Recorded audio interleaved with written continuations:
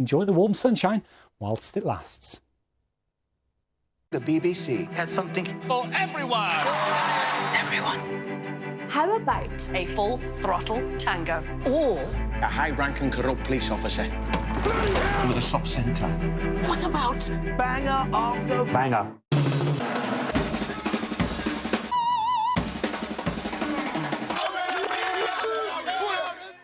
But there's more to it than that.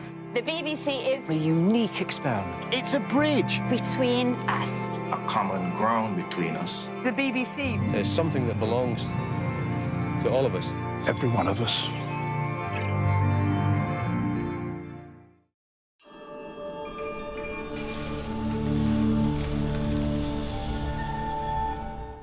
An unvarnished look at the week's major news stories with John Simpson, now here on BBC Two.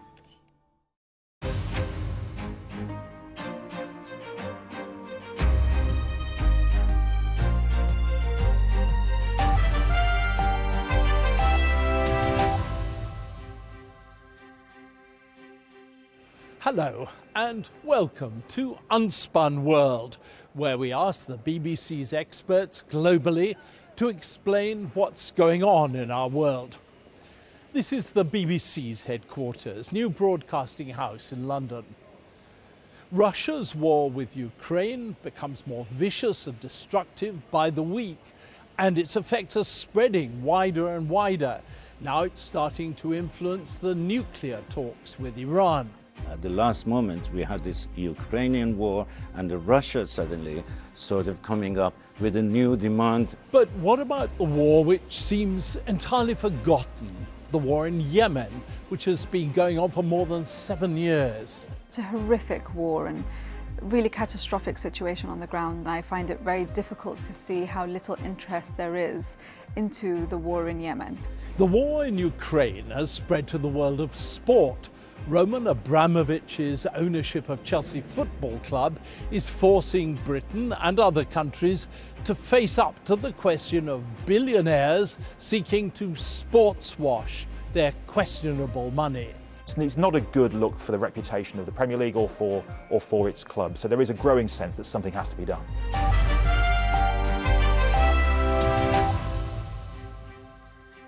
In Britain, briefly, the return of Nazanin Zaghari-Ratcliffe after 6 years of imprisonment in Iran took over the headlines from the war in Ukraine. But how is that war affecting the on-off deal between Iran, Russia and several Western countries dating back to 2015, which was intended to stop Iran enriching uranium for nuclear weapons? Can there be a return now to that agreement? I spoke to Kasra Naji of the BBC's Persian service. The release of Nazanin and Anousheh Ashuri, the timing was interesting because it happened during a time when there is the nuclear negotiations have been suspended. We don't know when they're going to go back. And maybe the British government, the British side decided, okay, maybe this is the time to do it because the nuclear deal might not happen and maybe time has come to pay this debt to Iran and get them released. The nuclear discussions. Tell us what happened with those. What's the problem there? In 2015, Iran and 6 world powers agreed to a nuclear deal. The deal was for Iran to reduce the size of its nuclear activities, and for that, in 2016, these sanctions were lifted. Iran was back trading with the international community, with the outside world, until President Trump came to power in the US. He didn't like this deal at all, and he promised to pull out, and in fact he did. The result of that was that the Americans reimposed sanctions, and they called a new policy of maximum pressure on Iran, and the Iranians started going back to their nuclear program. We are now back to negotiations to revive that 2015 agreement. And they made quite a bit of progress until at the last moment we had this Ukrainian war and Russia suddenly sort of coming up with a new demand. What was that demand, by the way? The Russian foreign minister, Sergei Lavrov, made a speech in Moscow, out of blue, saying that we need any future relations with Iran, trade relations with Iran, to be exempted from the international sanctions against Russia. This was obviously beyond the scope of the nuclear talks. It had the potential of derailing the talks at the last minute, because 2 weeks ago when I was in Vienna, they were nearly there. They were, in fact, at one point they were planning to invite foreign ministers of the 5 powers to come to Vienna to sign this deal. But that must irritate Iran, doesn't it? Yes, very much so. Russian interest got in the way of a nuclear deal. Let's look slightly more broadly about Iran's position in all of this.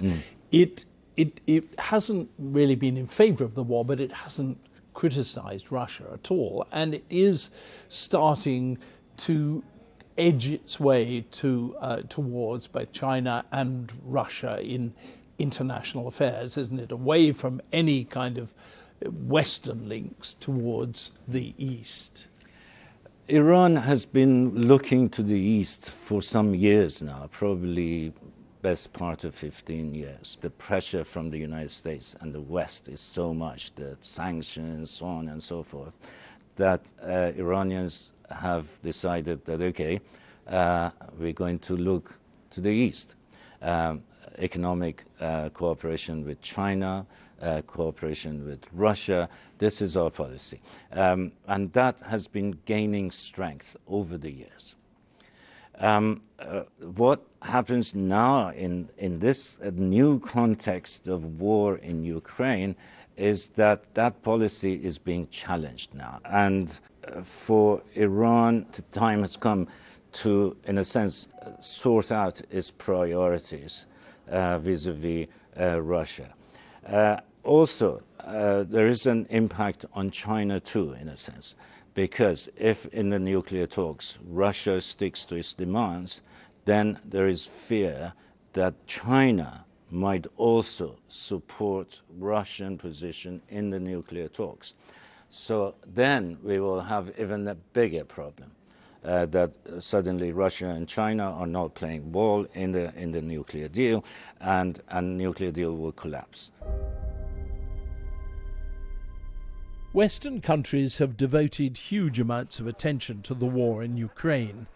But this business of concentrating on some issues and ignoring others is something everybody does. With some honourable exceptions, for instance, the West has mostly ignored a war which is just as destructive as the one in Ukraine, but has been going on unchecked for 7 years. It's the war in Yemen, where Iran supports one side and Saudi Arabia the other. I asked Nawal Al-Maghafi, special correspondent for BBC Arabic, to explain this. It's a horrific war and really catastrophic situation on the ground, John. And I ask myself that question all the time because I'm originally Yemeni and I find it very difficult to see how little interest there is into the war in Yemen. But I think the conclusion that I've come to is that it's so difficult to relate to a place that you've never visited, that you've never gone to on holiday. Yemen is so disconnected and is so far away.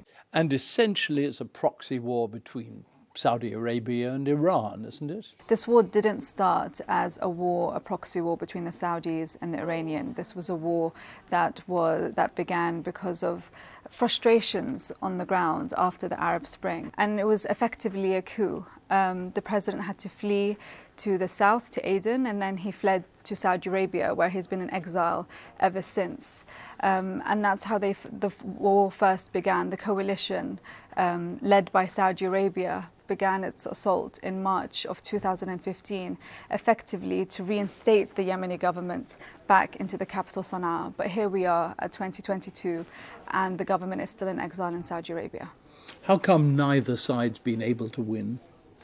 I guess the Houthis actually see themselves as winners because over the course of the last 7 years, yes, we have the world's worst humanitarian crises.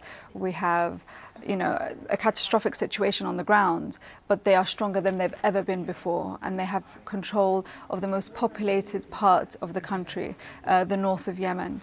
The bombing campaign, the blockade, people on the ground are seeing this as, they're seeing the coalition as foreign aggressors. And so they're joining and supporting the Houthis because they see them as the only national force on the ground that is fighting this foreign intervention. Are there signs that the Saudis want to pull out, want to end the whole thing? The Saudi coalition isn't willing to pull out in a way that makes them seem as losers in this war. They want to have some sort of face-saving deal.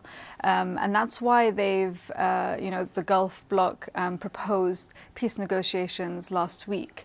But the Houthis refused because for them, the only way they can keep this narrative as being the national force on the ground that's fighting this foreign aggressor from the air is for this war to carry on. So if the war comes to an end, essentially, even if the Houthis are seen to be the winners, they'll be the losers because they'll lose public support. The Houthis have used this war as cover to basically hide a lot of the failures and mismanagement that they have on the ground. Right now, civil servants, doctors, teachers are not being paid salaries. When they question the authority of the Houthis, their response is, we're in a state of war. We can't pay salaries, we're in a state of war. When the average Yemeni needs to go and get petrol from a fuel station, they have to queue for 2 to 3 days to get fuel. The Houthis' response to that is, it's the blockade. We're in a state of war, so we can't do anything about that. There's no electricity in the entire north of the country, and their response to that is that we're in a state of war. As soon as this war ends, people are going to start asking questions. Is there any chance that there can be a successful peace negotiation in Yemen? Unfortunately, I'm very pessimistic, and I think actually the war in Ukraine impacts Yemen and means the situation in Yemen is going to be even worse because Yemen relies on Ukrainian wheat for 80% of the wheat that goes to the country. And any sign, any chance, any hope of peace? Not in the near future. The UN says it expects 4 million people to have left Ukraine by July and more than 6.5 million people to be internally displaced. These are horrendous figures, and for many Ukrainians, it's the second time in 8 years that Russian invasions have created these huge waves of refugees after the seizure of Crimea from Ukraine back in 2014. Yana Lyushnevskaya, a Ukrainian specialist for BBC Monitoring, now lives in Poland. She's been a refugee twice over, once when she left Crimea, and now the second time when she escaped from Kiev. And there are many of people like me who left Crimea either before or after the annexation, who have, built a life for themselves in Kiev or any other city in Ukraine. So they already had to leave their home once, and then after a few years, after working very hard to get a flat, to get a job, and now it's happening all over again. It is heartbreaking. Do you think it's going to be possible for Ukrainians to forgive Russia for what it's done in any kind of short time at all? I don't think it's possible in the short term, especially because of the way many Russians responded to this war. I'm talking about instances which have been publicized a lot, where people from Ukraine called their friends or relatives in Russia saying like, oh my God, do you see what is happening? We are being under attack. But then the people in Russia would say heartbreaking things like, it's not us. Russian troops are only targeting, military facilities. They're not targeting civilians. It's your Nazi troops shelling themselves. This is something that is very hard to forgive, to be honest. What do you think is acceptable to people? They've lost Crimea. Is it acceptable for President Zelensky to say, okay, we accept we've lost that? Or would that be unacceptable to people? The key narrative in Ukraine since 2014 has been that Crimea is part of Ukraine, just like Donbass. And to be honest, I'm from Crimea myself, and I know how important Crimea is to Ukrainians. There's a significant sentimental value that Crimea has among Ukrainians. And we need to remember that, even among Russian-speaking Ukrainians, those that may have had some sort of pro-Russian views in the past, there is a lot of hatred that many Ukrainians feel towards Russia, and President Zelensky would have to think about that when he is engaged in those negotiations with Russia. Well, it sounds as though it'll be quite difficult for him to make too many concessions. I would say so, especially, for example, when it comes to Ukraine's NATO aspirations, which it may, be forced to give up. Ukraine's bid to join NATO is enshrined in the Ukrainian constitution, so it is going to be very tricky. Now, you're in Poland, where there are at least, I think, 1.5 million Ukrainian refugees, perhaps more. Are they kind of together in their views, or do they have a variety of political views about the war? I would say the fact that they fled to Poland rather than to, Russia and Belarus kind of says a lot about what they feel about this war. So the West is accepting, the largest part of the refugees coming from Ukraine. So the people that I've spoken to here are all pretty unanimous in their views. They see Russia as an aggressor. In past wars, Bosnia, for instance, plenty of people try to undermine the credibility of the reporting of major incidents and war crimes, but in those days it had to be done by writing to the newspapers or ringing into chat shows. Not any longer. Social media platforms give everyone a chance to challenge the facts they dislike or find uncomfortable. The BBC has a reporter, Mariana Spring, whose job it is to watch over social media and questions of disinformation. I asked her how the war was being portrayed on social media. There was one guy I interviewed, he's in his 20s, he's a TikTok star, he's got millions of followers, and he posted on Instagram and TikTok about his house, his apartment block, which had been bombed.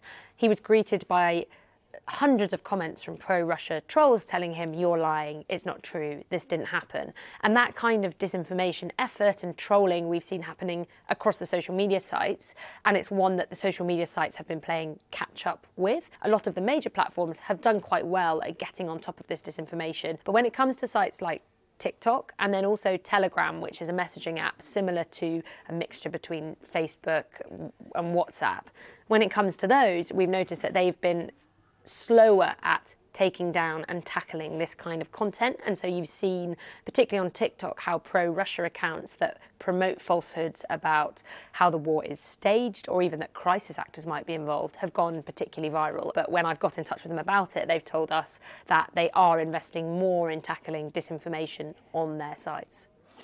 It's interesting what you say, because I remember 30 years ago, the siege of Sarajevo. And we would go out, there'd be a bomb would land or a mortar or something would hit perhaps an old folks' home. I remember particularly that. And, we filmed the bodies being taken out.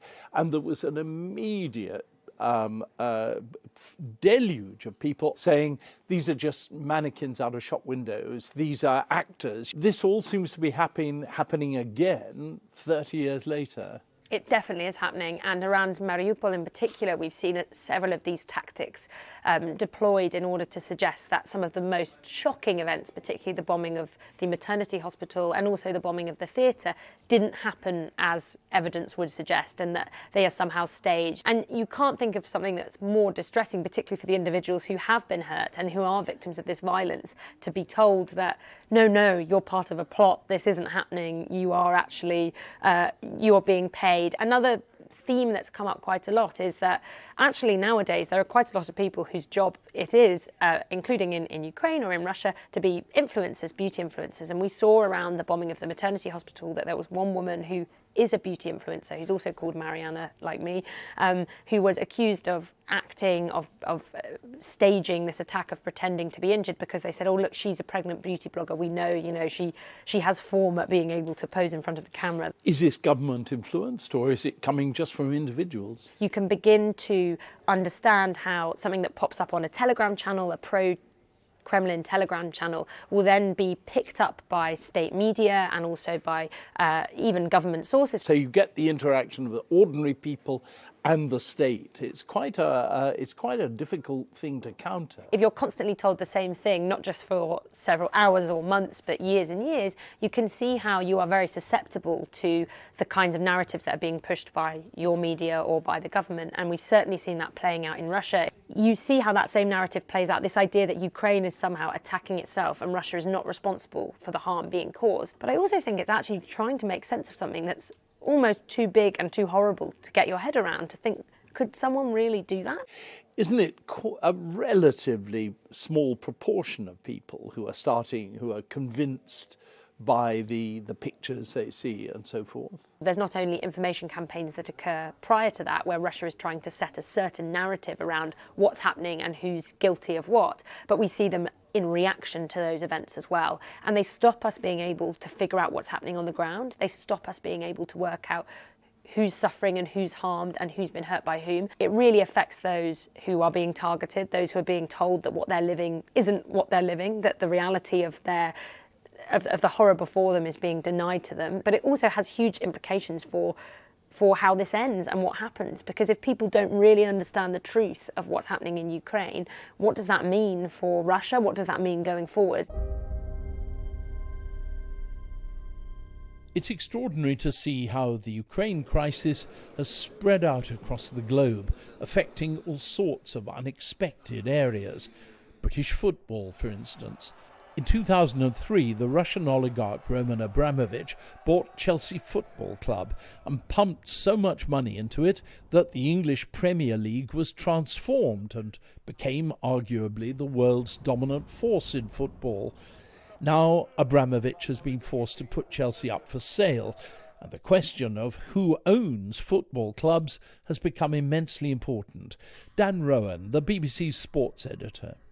Well, the Premier League have rules in place that are meant to bar certain people from owning their clubs, but the rules do not contain, John, any human rights provision. What we've seen is that these rules do not prevent sovereign wealth funds, for example, for countries with questionable human rights records from taking over a club, as is the case with Newcastle United, for example. And of course, it didn't prevent Roman Abramovich from taking over Chelsea. What this huge controversy and the unprecedented circumstances that Chelsea now face has done, more than any other issue in the past, is highlight the limitations of these rules that surround ownership. How damaging could it be to English football if you simply say, look, we can only have owners from certain countries, when often it's the richest countries that have the worst record, isn't it?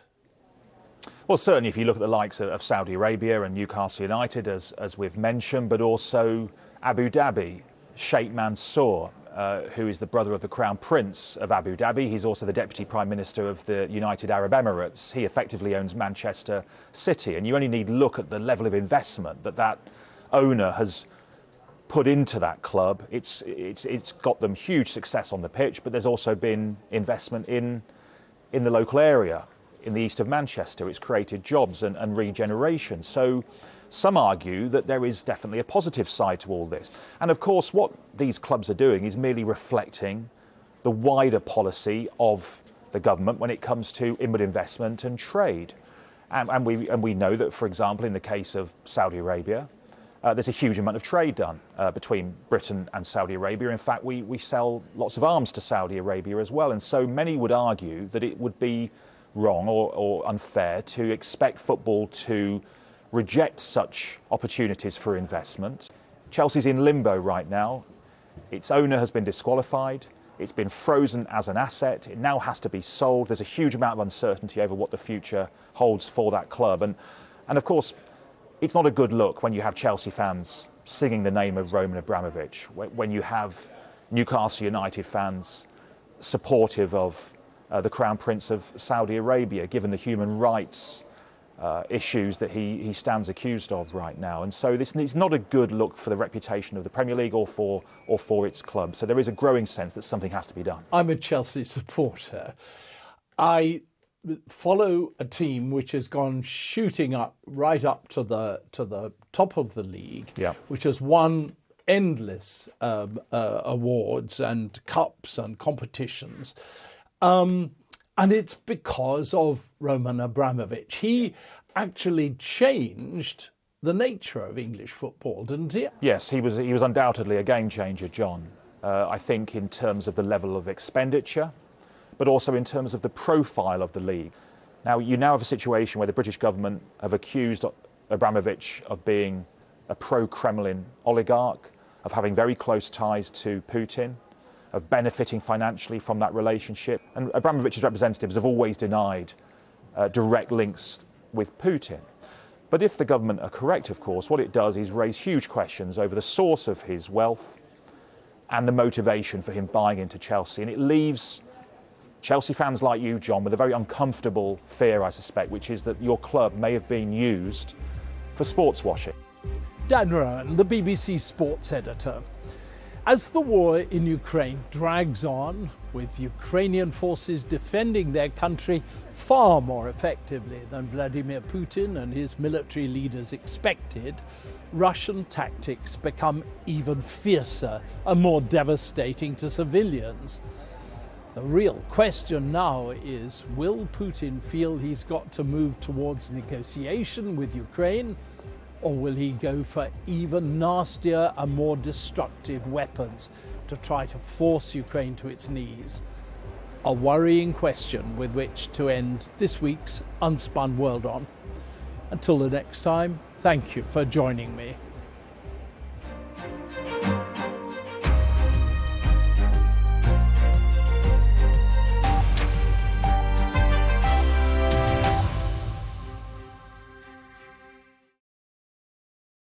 Victoria Derbyshire and Gabriel Gatehouse talk us through the latest from the fast-evolving situation in Ukraine. Listen now, Ukraine Cast on BBC Sounds.